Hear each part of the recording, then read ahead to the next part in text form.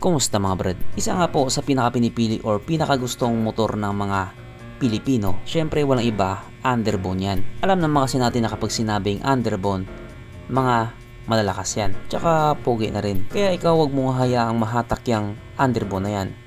Sige ka, hindi ka na pogi niyan. At isa nga po sa pinaka-pinipili ng mga tao kapag sinabi nating underbone, Yamaha Sniper 155 yan. Ito kasi sa motor na ito, kompletos ricados na, guwapo na, mabilis pa.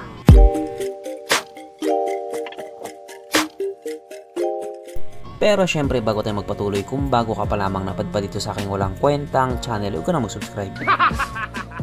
So yun na nga. Ngayon nga pong 2025, marami pa rin talaga ang mga tao na tila undecided.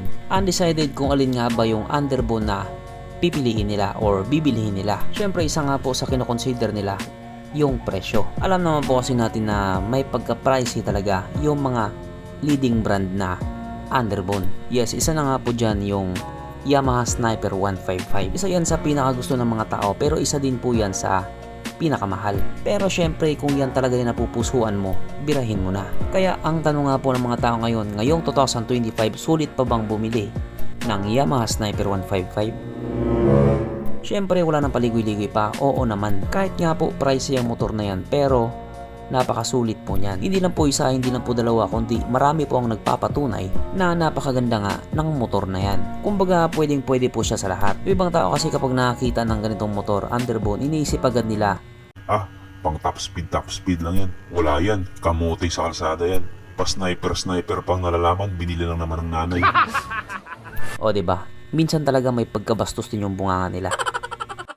Syempre, pwede din naman po pang chill-chill lang natakbuhan yung motor na yan. Joyride, angkas mo yung original or yung Cybit mo. Kahit saan nyo gustong pumunta, makakarating kayo. Kaya hindi po porkit naka-sniper, kaskasero or kamote na. Lagi mong tatandaan yung pagiging kaskasero, wala sa motor yan. Nasa tao yan. Or nasa rider yan. Yung iba nga mga nakabike, kaskasero pa sa motor eh. Tapos kapag sumabit sa jeep, iyak-iyak. Kaya dahil dyan, pag-usapan na lamang natin kung ano bang meron sa motor na ito at kung gaano nga ba talaga siya kaganda. So ito nga po ang napakagwapong Yamaha Sniper 155 na mayroong 155 cubic centimeter engine displacement, 4-stroke single cylinder, single overhead cam with 4 valves. Yes po, unlike nga po sa ibang underbone na naka dual overhead cam, ito po naka single overhead cam lang. Ano, may reklamo ka? Ikaw na lang mag-mechanical engineer. Mas magaling ka pa sa builder eh. Kung gusto mo, ikaw na lang din mag-presidente. At syempre meron din po itong VVA or Variable Valve Actuation. Naka-electronic fuel injected at syempre ito po ay naka-liquid cooled. Kaya hindi po siya panis sa Honda Click 125. Ang kanyang operation ratio 10.5:1. Pagdating naman po sa kanyang power, ito po ay merong 17.7 at 9,500 RPM, 14.4 Nm torque at 8,000 RPM na ayon nga po sa mga taong nakagamit sa motor na ito po ay kayang tumakbo sa bilis ng 140 to 180 kilometers per hour. Wow! Pero sa ibang bansa, 120 lang yung top speed nila. Syempre, ibang usapan na kapag Pinoy na nakasampa.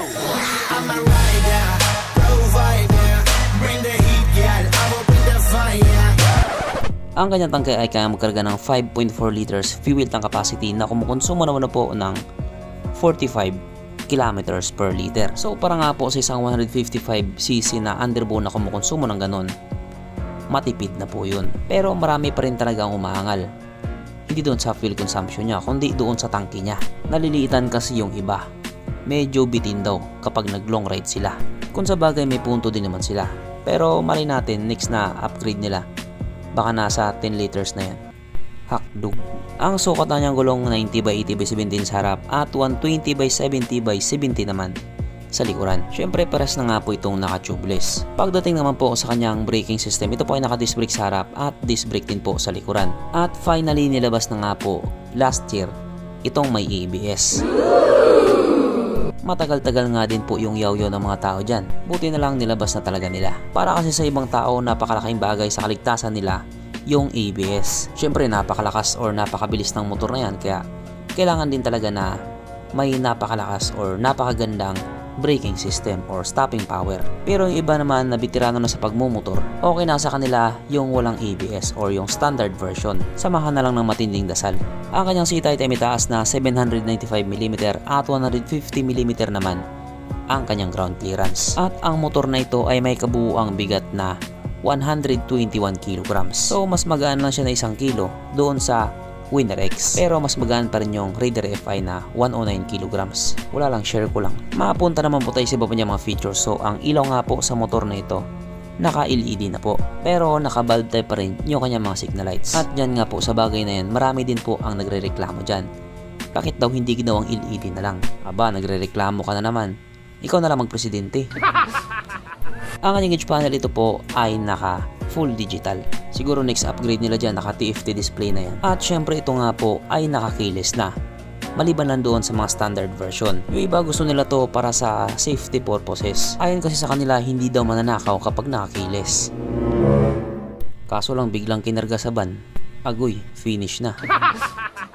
Sa totoo lang mga brad, habang nag-upgrade yung technology ng motor, nag-upgrade din po yung mga kawatan. Quits lang naman.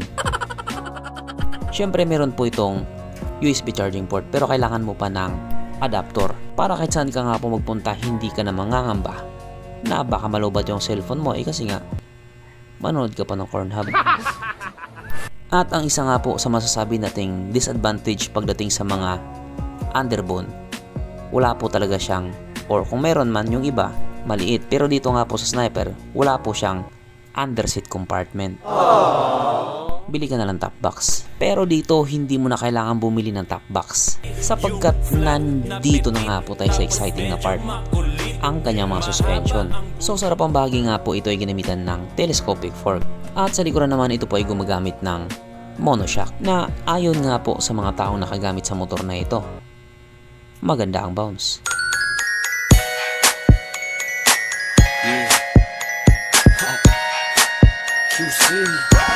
Syempre, meron pang isa.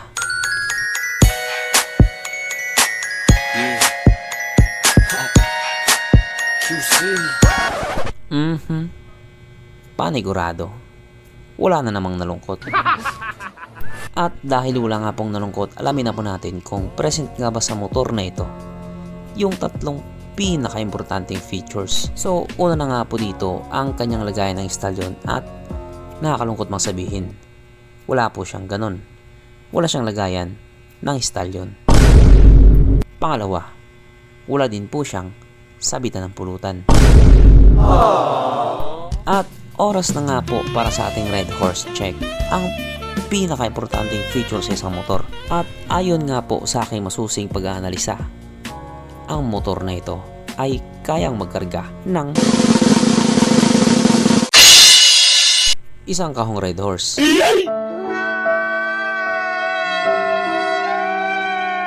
So therefore ang motor na ito, ayoko na lang mag-talk. At regarding naman po sa kanya presyo, ito nga po ay nagre-range siya 125,000 to 145,000 plus. Yung may ABS po yung mas mahal. Katulad nga ng sinabi ko kanina, isa ito sa pinakagwapo, pero isa din po ito sa pinakamahal. Pero kung gustong gusto mo talaga, birahin mo na. At kung sa tingin mo naman dinidenggoy ka ng kamoteng ahente, birahin mo na. So hanggang dito na lang muna mga brad. Kung may gusto kang sabihin or gustong idagdag doon sa mga sinabi ko, mag-comment ka na lamang sa baba. Okay, bye.